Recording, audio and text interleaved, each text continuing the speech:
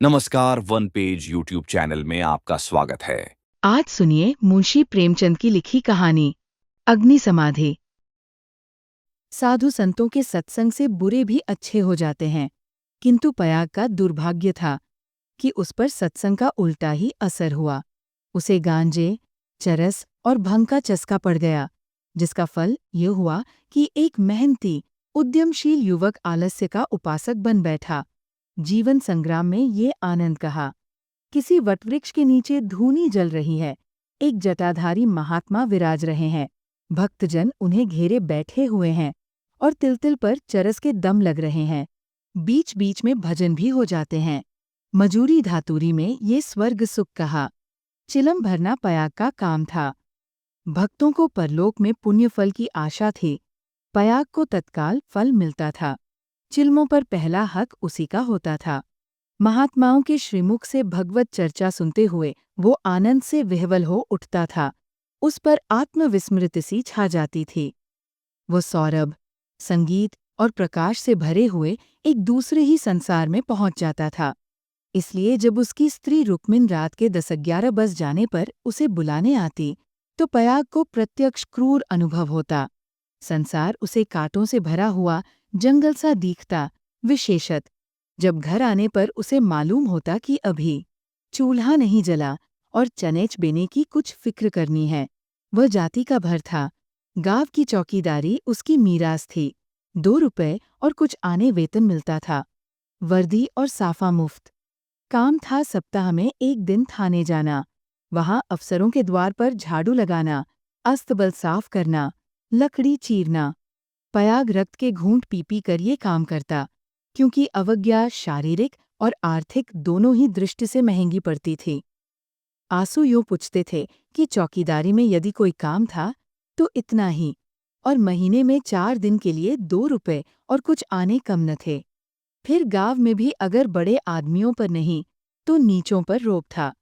वेतन पेंशन थी, और जब से महात्माओं का संपर्क हुआ वह पयाग के जेब खर्च की मद में आ गई। अतएव जीविका का प्रश्न दिनोंदिन चिंतोत्पादक रूप धारण करने लगा। इन सत्संगों के पहले यह दंपति गांव में मजदूरी करता था। रुक्मिन लकड़ियां तोड़कर बाजार ले जाती। पयाग कभी आरा चलाता, कभी हल जोतता, कभी पूर हाँकता। जो काम सामने आ जाए उसमें जुट जाता था। हंसमुख, श्रमशील, विनोदी, निर्द्वंद्व आदमी था, और ऐसा आदमी कभी भूखों नहीं मरता। उस पर नम्र इतना कि किसी काम के लिए नहीं न करता। किसी ने कुछ कहा और वह अच्छा भैया कहकर दौड़ा, इसलिए उसका गांव में मान था। इसी की बदौलत निरुद्यम होने पर भी 2-3 साल उसे अधिक कष्ट न हुआ।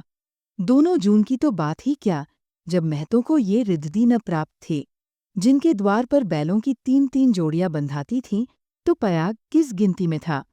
हाँ, 1 जून की दाल रोटी में संदेह न था, परंतु अब ये समस्या दिन पर दिन विषमतर होती जाती थी। उस पर विपत्ति यह थी कि रुक्मिन भी अब किसी कारण से उसकी पतिपरायण, उतनी सेवाशील, उतनी तत्पर न थी। नहीं, उतनी प्रगल्भता और वाचालता में आश्चर्यजनक विकास होता जाता था।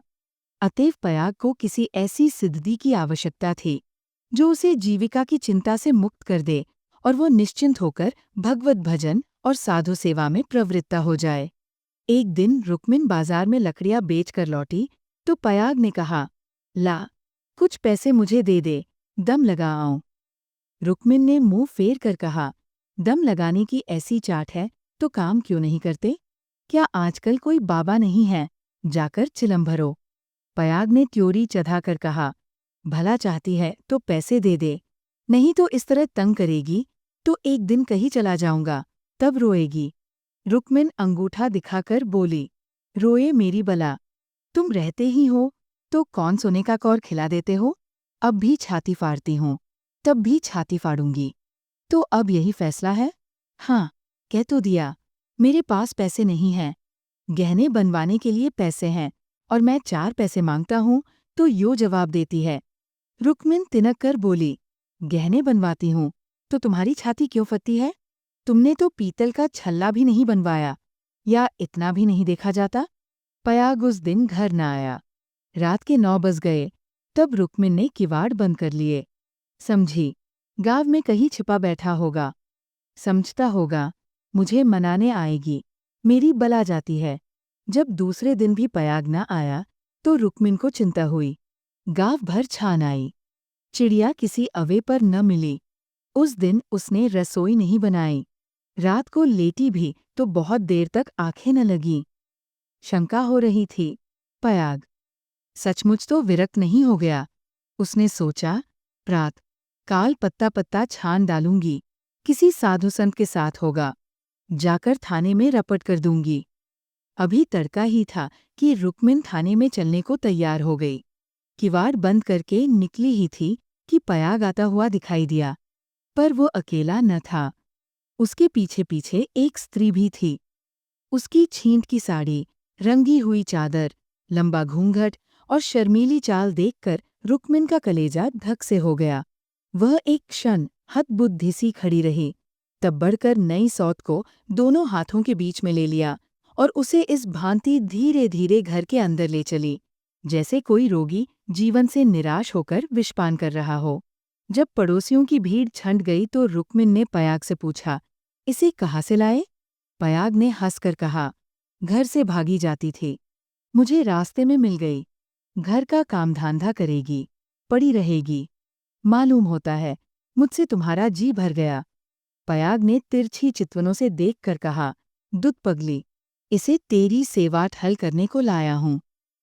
नई के आगे पुरानी को कौन पूछता है? चल, मन जिससे मिले वही नई है, मन जिससे न मिले वही पुरानी है। ला, कुछ पैसा हो तो दे दे, 3 दिन से दम नहीं लगाया, पैर सीधे नहीं पड़ते। हाँ, देख 2-4 दिन इस बेचारी को खिला पिला दे, फिर तो आप ही काम करने लगेगी। रुक्मिन ने पूरा रुपया लाकर पयाग के हाथ पर रख दिया। दूसरी बार कहने की जरूरत ही न पड़ी। पयाग में चाहे और कोई गुण हो या न हो, ये मानना पड़ेगा कि वो शासन के मूल सिद्धांतों से परिचित था। उसने भेद नीति को अपना लक्ष्य बना लिया था। 1 मास तक किसी प्रकार की विघ्न बाधा न पड़ी। रुक्मिन अपनी सारी चौकड़ियां भूल गई थी। बड़े तड़के उठती, कभी लकड़ियां तोड़कर, कभी चारा काटकर, कभी उपले पात कर बाजार ले जाती। वहां जो कुछ मिलता उसका आधा तो पयाग के हत्थे चढ़ा देती, आधों में घर का काम चलता। वह सौत को कोई काम न करने देती।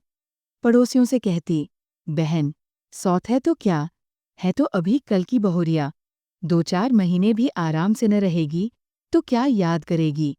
मैं तो काम करने को हूँ ही।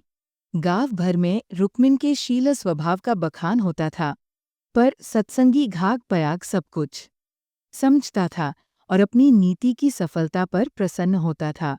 एक दिन बहू ने कहा, दीदी, अब तो घर में बैठे बैठे जी उबता है, मुझे भी कोई काम दिला दो।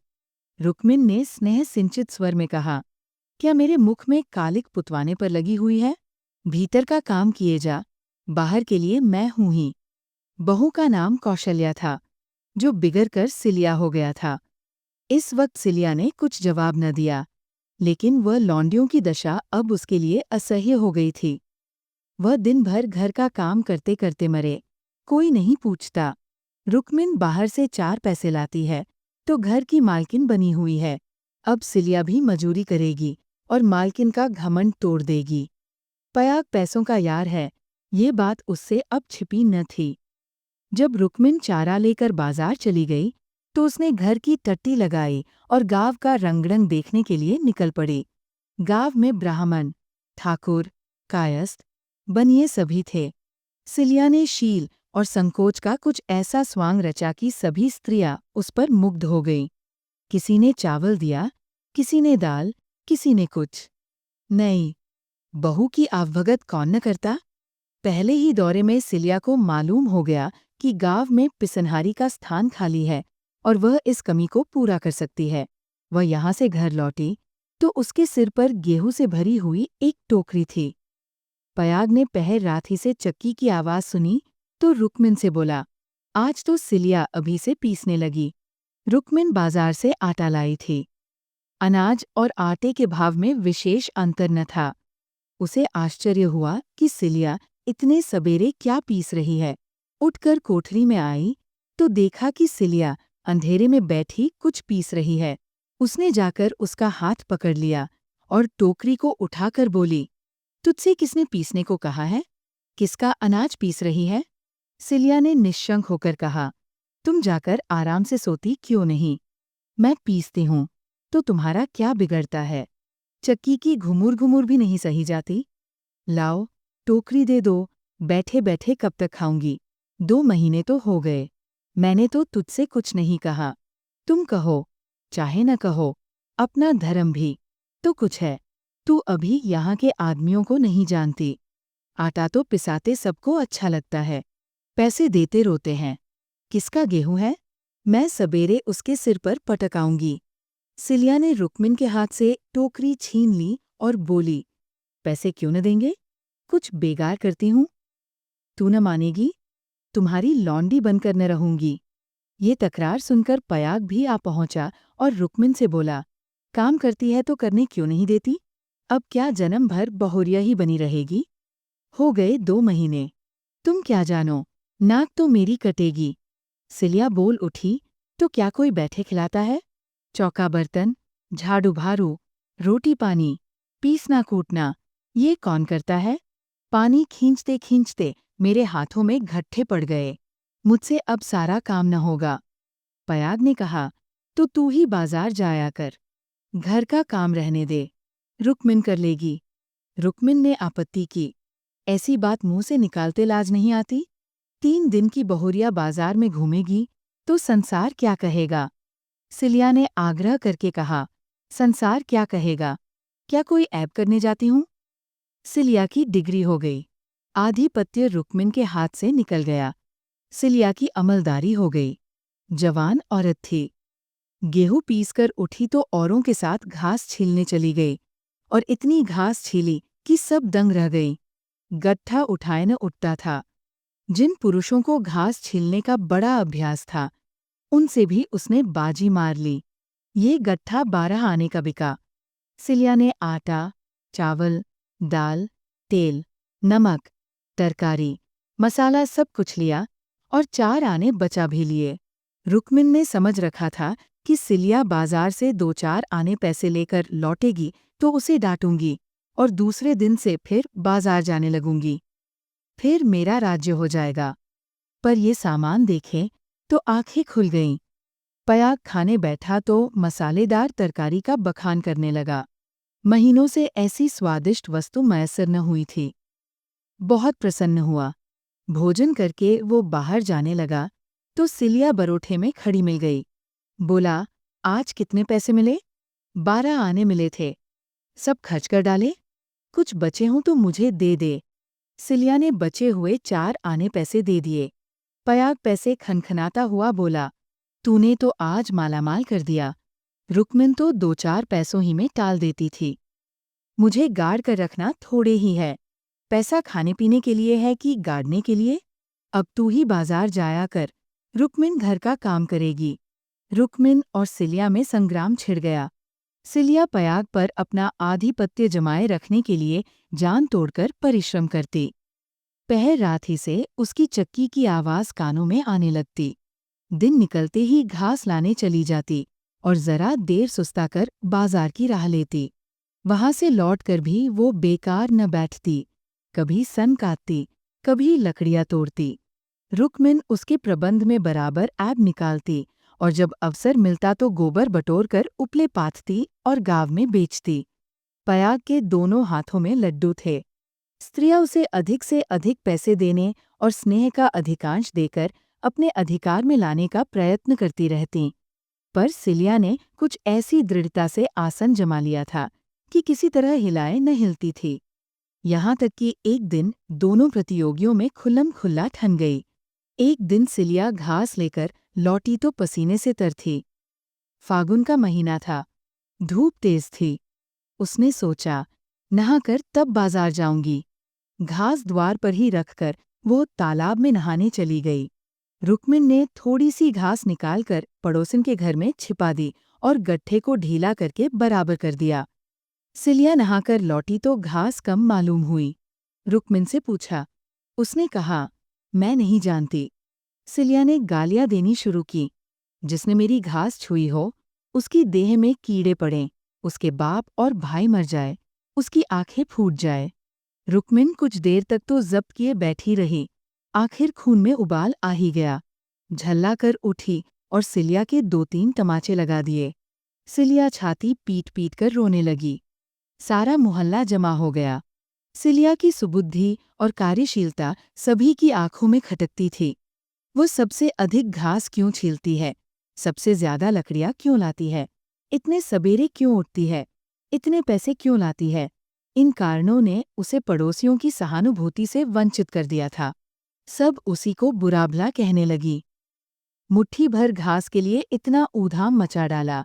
इतनी घास तो आदमी झाड़ कर फेंक देता है। घास न हुई, सोना हुआ। तू सोचना चाहिए था कि अगर किसी ने ले ही लिया तो है तो गावघर ही का, बाहर का कोई चोर तो आया नहीं। तूने इतनी गालियां दी तो किसको दी? पड़ोसियों ही को तो। संयोग से उस दिन पयाग थाने गया हुआ था। शाम को थकामांदा लौटा तो सिलिया से बोला, ला कुछ पैसे दे तो दम लगा आऊं। थक कर चूर हो गया हूं। सिलिया उसे देखते ही हाय हाय करके रोने लगी। पयाग ने घबराकर पूछा, क्या हुआ? क्यों रोती है? कहीं गमी तो नहीं हो गई? नहर से कोई आदमी तो नहीं आया? अब इस घर में मेरा रहना न होगा। अपने घर जाऊंगी। अरे, कुछ मुंह से तो बोल। हुआ क्या? गांव में किसी ने गाली दी है? किसने गाली दी है? घर फूंक दूं, उसका चालान करवा दूं। सिलिया ने रो रो कर सारी कथा कह सुनाई। पयाग पर आज थाने में खूब मार पड़ी थी। झल्लाया हुआ था। वह कथा सुनी तो देह में आग लग गई। रुक्मिन पानी भरने गई थी। वो अभी घड़ा भी न रखने पाई थी कि पयाग उस पर टूट पड़ा और मारते मारते बेदम कर दिया। वह मार का जवाब गालियों से देती थी और पयाग हर एक गाली पर और झल्ला झल्लाकर मारता था। यहाँ तक कि रुक्मिन के घुटने फूट गए, चूड़ियाँ टूट गईं। सिलिया बीच बीच में कहती जाती थी, वाह रे तेरा दीदा, वाह रे तेरी जबान, ऐसी तो औरत ही नहीं देखी। औरत काहे को, डाइन है, जरा भी मुंह में लगाम नहीं। किंतु रुक्मिन उसकी बातों को मानो सुनती ही न थी। उसकी सारी शक्ति पयाग को कोसने में लगी हुई थी। पयाग मारते मारते थक गया, पर रुक्मिन की जबान न थकी। बस यही रट लगी हुई थी, तू मर जा, तेरी मिट्टी निकले, तुझे भवानी खाए, तुझे मिर्गी आए। पयाग रह रह कर क्रोध से तिलमिला उठता और आकर 2-4 लाते जमा देता। पर रुक्मिन को अब शायद चोट ही न लगती थी। वह जगह से हिलती भी न थी। सिर के बाल खोले, जमीन पर बैठी इन्हीं मंत्रों का पाठ कर रही थी। उसके स्वर में अब क्रोध न था, केवल एक उन्मादमय प्रवाह था। उसकी समस्त आत्मा हिंसा कामना की अग्नि से प्रज्वलित हो रही थी। अंधेरा हुआ तो रुक्मिन उठकर एक ओर निकल गई, जैसे आंखों से आंसू की धार निकल जाती है। सिलिया भोजन बना रही थी। उसने उसे जाते देखा भी, पर कुछ पूछा नहीं। द्वार पर पयाग बैठा चिलम पी रहा था। उसने भी कुछ न कहा। जब फसल पकने लगती थी तो 1.5-2 महीने तक पयाग को हार की देखभाल करनी पड़ती थी। उसे किसानों से दोनों फसलों पर हल पीछे कुछ अनाज बंधा हुआ था। माघ ही में वह हार के बीच में थोड़ी सी जमीन साफ करके एक मड़ैया डाल लेता था और रात को खा पी कर आग, चिलम और तमाकू चर्स लिए हुए इसी मड़ैया में जाकर पड़ा रहता था। चात के अंत तक उसका यही नियम रहता था। आजकल वही दिन थे। फसल पकी हुई तैयार खड़ी थी। 2-4 दिन में कटाई शुरू होने वाली थी। पयाग ने 10 बजे रात तक रुक्मिन की राह देखी। फिर ये समझकर कि शायद किसी पड़ोसन के घर सो रही होगी, उसने खा पी कर अपनी लाठी उठाई और सिलिया से बोला, किवाड़ बंद कर ले, अगर रुक्मिन आए तो खोल देना और मना जुना कर थोड़ा बहुत खिला देना। तेरे पीछे आज इतना तूफान हो गया, मुझे न जाने इतना गुस्सा कैसे आ गया। मैंने उसे कभी फूल की छड़ी से भी न छुआ था। कहीं बुढ़धांस न मरी हो तो कल आफत आ जाए। सिलिया बोली, न जाने वो आएगी कि नहीं। मैं अकेली कैसे रहूंगी? मुझे डर लगता है। तो घर में कौन रहेगा? सूना घर पाकर कोई लोटा थाली उठा ले जाए तो? डर किस बात का है? फिर रुक्मिन तो आती ही होगी। सिलिया ने अंदर से टट्टी बंद कर ली। पयाग हार की ओर चला। चरस की तरंग में ये भजन गाता जाता था। ठगिनी, क्या नैना झमकावे कद्दू काट मृदंग बनावे, नींबू काट मजीरा, 5 तरोई मंगल गावे, नाचे बालम खीरा, रूपा पहिर के रूप दिखावे, सोना पहिर रिझावे, गले डाल तुलसी की माला, 3 लोग भरमावे। ठगिनी। सहसा सिवाने पर पहुंचते ही उसने देखा कि सामने हार में किसी ने आग जलाई। एक क्षण में एक ज्वालासी दहक उठी। उसने चिल्लाकर पुकारा, कौन है वहां? अरे, ये कौन आग जलाता है? ऊपर उठती हुई ज्वालाओं ने अपनी आग्नेय जिह्ना से उत्तर दिया। अब पयाग को मालूम हुआ कि उसकी मड़ैया में आग लगी हुई है। उसकी छाती धड़कने लगी। इस मड़ैया में आग लगाना रुई के ढेर में आग लगाना था। हवा चल रही थी। मड़ैया के चारों ओर एक हाथ हटकर पकी हुई फसल की चादर सी बिछी हुई थी। रात में भी उनका सुनहरा रंग झलक रहा था। आग की एक लपट, केवल एक जरासी चिंगारी सारे हार को भस्म कर देगी। सारा गांव तबाह हो जाएगा। इसी हार से मिले हुए दूसरे गांव के भी हार थे। वे भी जल उठेंगे। ओह! लपटें बढ़ती जा रही हैं। अब विलंब करने का समय न था। पयाग ने अपना उपला और चिलम वही पटक दिया और कंधों पर लोबंद लाठी रखकर बेतहाशा मड़ैया की तरफ दौड़ा।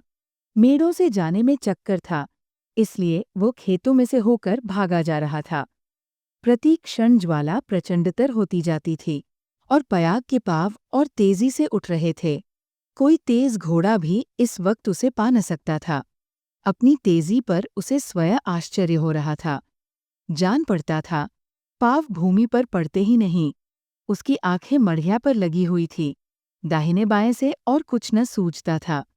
इसी एकाग्रता ने उसके पैरों में पर लगा दिए थे। न दम फूलता था, न पाँव थकते थे। 3-4 फर्लांग उसने 2 मिनट में तय कर लिए और मड़ैया के पास जा पहुंचा। मड़ैया के आसपास कोई न था। किसने ये कर्म किया है, ये सोचने 1405 का मौका न था। उसे खोजने की तो बात ही और थी। पयाग का संदेह रुक्मिन पर हुआ, पर यह क्रोध का समय न था। ज्वालाएं कुचाली बालकों की भांति ठट्ठा मारतीं, धाक कम धाक्का करतीं, कभी दाहिनी ओर लपकतीं और कभी बाई तरफ। बस ऐसा मालूम होता था कि लपट अब खेत तक पहुंची, अब पहुंची। मानो ज्वालाएं आग्रहपूर्वक क्यारियों की ओर बढ़तीं और असफल होकर दूसरी बार फिर दूने वेग से लपकती थीं। आग कैसे बुझे? लाठी से पीटकर बुझाने का गौ न था। वह तो निरी मूर्खता थी। फिर क्या हो? फसल जल गई तो फिर वह किसी को मुंह न दिखा सकेगा। आह! गांव में कोहराम मच जाएगा। सर्वनाश हो जाएगा। उसने ज्यादा नहीं सोचा। गवारों को सोचना नहीं आता। पयाग ने लाठी संभाली, जोर से एक छलांग मारकर आग के अंदर मड़ैया के द्वार पर जा पहुंचा। जलती हुई मड़ैया को अपनी लाठी पर उठाया और उसे सिर पर लिए सबसे चौड़ी मेड़ पर गांव की तरफ भागा। ऐसा जान पड़ा, मानो कोई अग्नियान हवा में उड़ता चला जा रहा है। फूस की जलती हुई धाज्जियां उसके ऊपर गिर रही थीं, पर उसे इसका ज्ञान तक न होता था। एक बार एक मूठा अलग होकर उसके हाथ पर गिर पड़ा। सारा हाथ भुन गया, पर उसके पांव पल भर भी नहीं रुके। हाथों में जरा भी हिचक न हुई। हाथों का हिलना खेती का तबाह होना था। पयाग की ओर से अब कोई शंका न थी। अगर भय था तो यही कि मड़ैया का वह केंद्र भाग जहां लाठी का कुंदा डालकर पयाग ने उसे उठाया था, न जल जाए, क्योंकि छेद के फैलते ही मड़ैया उसके ऊपर आ गिरेगी और अग्निसमाधि में मग्न कर देगी। पयाग ये जानता था और हवा की चाल से उड़ा चला जाता था। 4 फरलांग की दौड़ है। मृत्यु अग्नि का रूप धारण किए हुए पयाग के सर पर खेल रही है और गांव की फसल पर। उसकी दौड़ में इतना वेग है कि ज्वालाओं का मुंह पीछे को फिर गया है और उसकी दाहक शक्ति का अधिकांश वायु से लड़ने में लग रहा है। नहीं तो अब तक बीच में आग पहुंच गई होती और हाहाकार मच गया होता। एक फरलांग तो निकल गया। पयाग की हिम्मत ने हार नहीं मानी। वह दूसरा फरलांग भी पूरा हो गया। देखना पयाग, 2 फरलांग की और कसर है, पाव जरा भी सुस्त न हो। ज्वाला लाठी के कुंदे पर पहुंची और तुम्हारे जीवन का अंत है। मरने के बाद भी तुम्हें गालियां मिलेंगी। तुम अनंत काल तक आहों की आग में जलते रहोगे। 1406 मानसरोवर बस 1 मिनट और। अब केवल 2 खेत और रह गए हैं। सर्वनाश। लाठी का कुंदा निकल गया। मड़ैया नीचे खिसक रही है। अब कोई आशा नहीं। पयाग प्राण छोड़कर दौड़ रहा है। वह किनारे का खेत आ पहुंचा। अब केवल 2 सेकंड का और मामला है। विजय का द्वार सामने 20 हाथ पर खड़ा स्वागत कर रहा है। उधर स्वर्ग है, इधर नरक। मगर वह मड़ैया खिसकती हुई पयाग के सिर पर आ पहुंची। वो अब भी उसे फेंक कर अपनी जान बचा सकता है, पर उसे प्राणों का मोह नहीं। वह उस जलती हुई आग को सिर पर लिए भागा जा रहा है। वहां उसके पांव लड़खड़ाए। अब यह क्रूर अग्निलीला नहीं देखी जाती। एकाएक एक स्त्री सामने के वृक्ष के नीचे से दौड़ती हुई पयाग के पास पहुंची। ये रुक्मिन थी। उसने तुरंत पयाग के सामने आकर गर्दन झुकाई और जलती हुई मड़ैया के नीचे पहुंचकर उसे दोनों हाथों पर ले लिया। उसी दम पयाग मूर्छित होकर गिर पड़ा। उसका सारा मुंह झुलस गया था।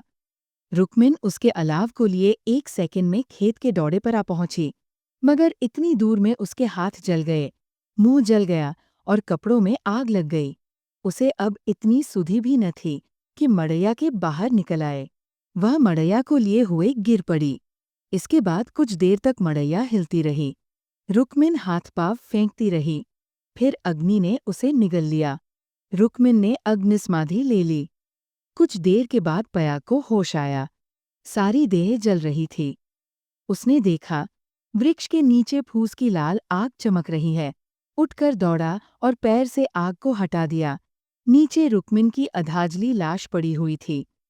उसने बैठकर दोनों हाथों से मुंह ढांप लिया और रोने लगा। प्रात काल गांव के लोग पयाग को उठाकर उसके घर ले गए। 1 सप्ताह तक उसका इलाज होता रहा, पर बचा नहीं। कुछ तो आग ने जलाया था, जो कुछ कसर थी वो शोकाग्नि ने पूरी कर दी। अगर आपको यह कहानी पसंद आई तो सब्सक्राइब करें और बेल आइकन दबाएं। अपने सुझाव कमेंट बॉक्स में बताएं। अगली कहानी तक शब्दों की दुनिया में डूबे रहे। धन्यवाद।